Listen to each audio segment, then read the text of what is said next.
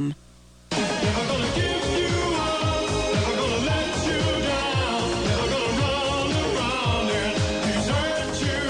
That was my happy news for the weekend. Barking Guy joins us here for all things Bulldogs. Oh, I didn't adjust that. How was your weekend, Barking Guy? It was busy. Huh? But I listened to all the games. So how did I do? I was a little embarrassed on Friday. I made some mistakes I normally don't make.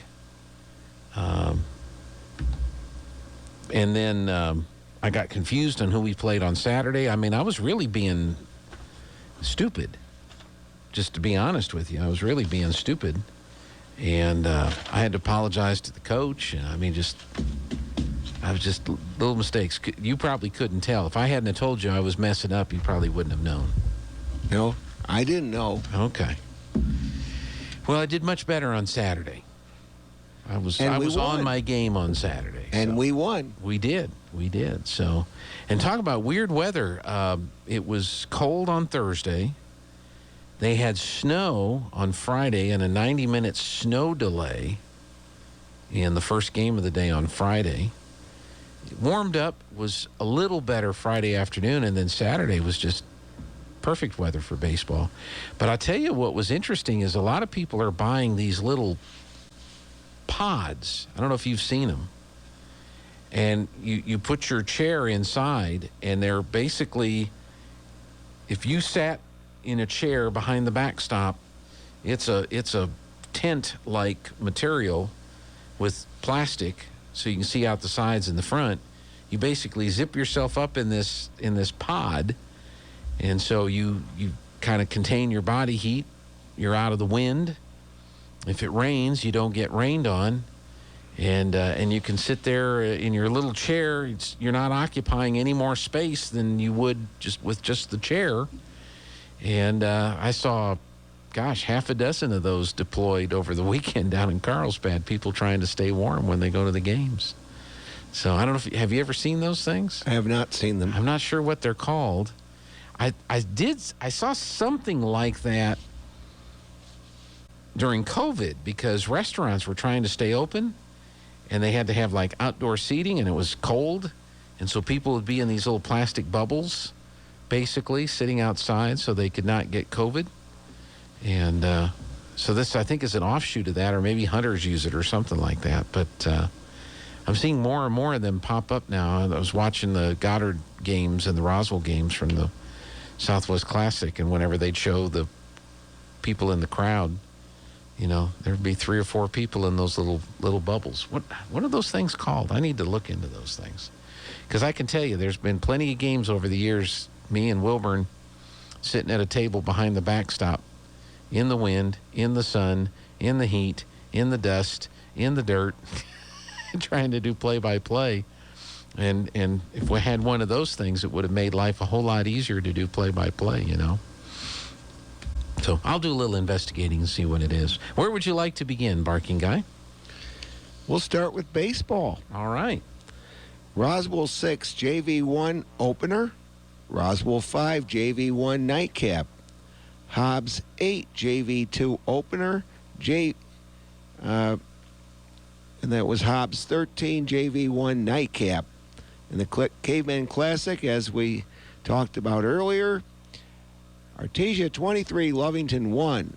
Everyone got in on the act. Seth Morse got the win and a no-hitter. That's right.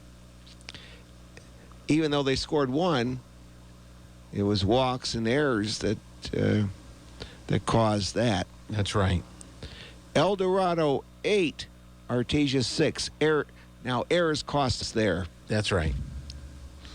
But then we came back to win third place, 12-2 over Franklin from El Paso. Josh Madrid got the complete game win.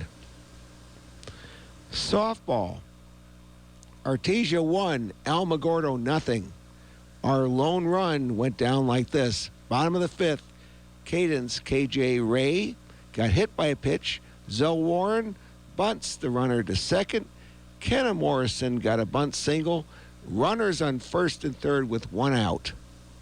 Then Riley Crandall steps up to the plate on the first pitch. We attempt the double steal. Morrison's out at second. Ray comes home to score. Riley Crandall gets the win. There you go. Then it was JV 15, Alamogordo 13. Okay. Leading 15-6 going to the top of the seventh. The Tigers scored 7 runs before we can get a 4-3 play for the third out to win the game. Yeah. It made it exciting, didn't it? Yeah, well, errors cost us. Mm-hmm. A lot of errors. And hit by pitch. And that's what scored the 7 runs. Wow. I saw that because the varsity game ended earlier, so I went to the JV game and saw the end of that. Okay. Then it was the Las Cruces tournament, as we talked about earlier. Artesia 18, Gadsden 3, and then it was Cibola. We won against Cibola 8-0, and then we won against Centennial 1-0, and then it was Mayfield 17, Artesia 6. We got second, and we got third in the baseball, as we talked about earlier. And FFA, Las Cruces CDEs, second in farm management, fourth in floriculture, third in food science, first in forestry, third and fifth in horse, our number 1 and 2 teams, fourth in horticultural produce, fifth in livestock, and third in meat. Emma Greenwood and Letitia Hammer placed 1-2 individually in forestry. Okay. So congratulations to our FFA teams. State basketball tournament. Yes. Boys, Class 1A, Elida 71, Melrose 67, Magdalena 57, Dora 39, Clovis Christian 60, Roy Mascaro 49, Clovis Christian and Elida advance to the semis, Magdalena 71, Clovis Christian 25, Elida 86, Mesilla Valley Christian 69, Clovis Christian finishes as a semifinalist. Elida went to the finals. Magdalena 71, Elida 55, so Elida finishes in second place. 2A, Tularosa 61, Estancia 51, Rehoboth Christian 48, Jail 47, Pecos 74, Hagerman 43, Tularosa to the semis, and that was Manal 61, Tularosa 57. So Tularosa finishes as a semifinalist. 4A, Highland 83, Artesia 71. We did not play like a number 8 seed. We played them tough despite that 6'9" kid. Yeah. Cameron Thorpe, Riley Jarrett, and Nick Sanchez had 11, 14, and 32 points, respectively, in a losing cause. Season was nothing to be ashamed of, but draws to a close. We are done in 4A. 5A, Atrisco Heritage 64, Hobbs 57, Volcano Vista 69, Carlsbad 30. We're done in 5A. Girls, Fort Sumner House 48. This is 1A. Maxwell 42, Melrose 37, Gateway 31. Fort Sumner House and Melrose went to the semis. Melrose 50 to Hadley 35. Fort Sumner House 37, Logan 30. Melrose and Fort Sumner went to the semis. Fort Sumner House 56, Melrose 30. Congratulations to Fort Sumner House, state champions, Class 1A girls basketball. Good for them. 2A, Laguna Acoma 37, Eunice 35. We're done in 2A.